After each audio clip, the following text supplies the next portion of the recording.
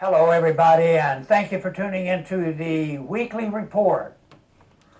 Biden's big government centrism.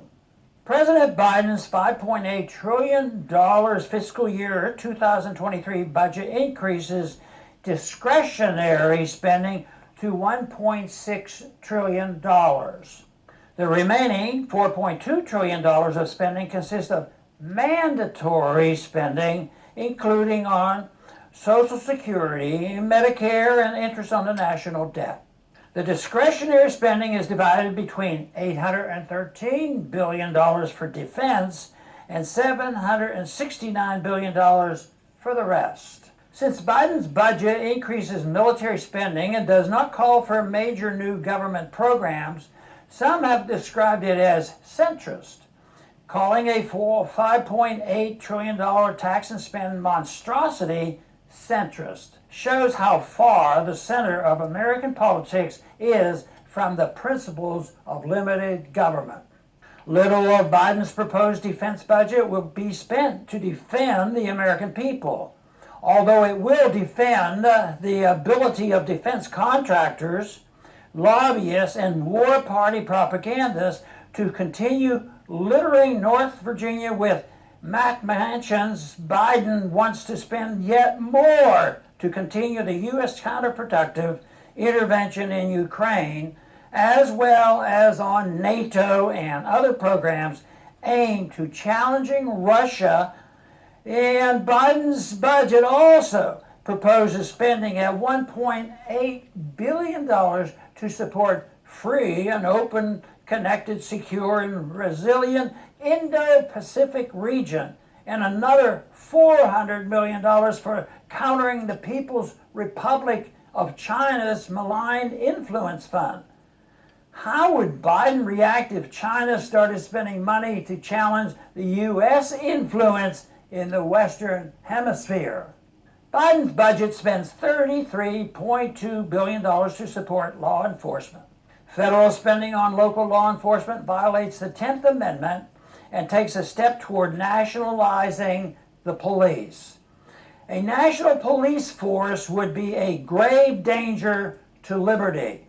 Biden also proposes $1.7 billion on the Bureau of Alcohol, Tobacco, Firearms, and Explosives so it can, among other activities, crack down on gun trafficking.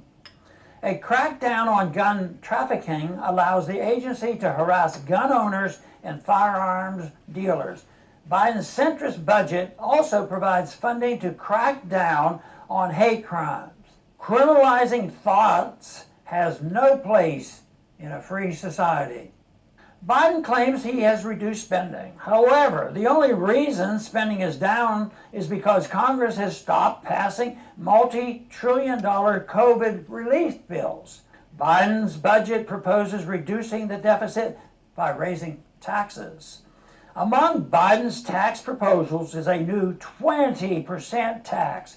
Biden's billionaire tax breaks new grounds in theft by taxing unrealized capital gains. In other words, taxing income that taxpayers did not actually receive. Biden's budget estimates an increase in the federal debt of $44.8 trillion in 10 years. Of course, the final spending bill approved by Congress will likely spend more on welfare and warfare than Biden is proposing. The spending will force the Federal Reserve to keep interest rates low, further eroding the dollar's purchasing power and thus increasing demand for welfare and yet more government spending. America may soon pay the price for attempting to fund a massive welfare warfare state with fiat currency. America's ham-fisted intervention in the Ukraine with Russia conflict has caused more countries to seek alternatives to the dollar. This increases pressure for the dollar to lose its world reserve currency status.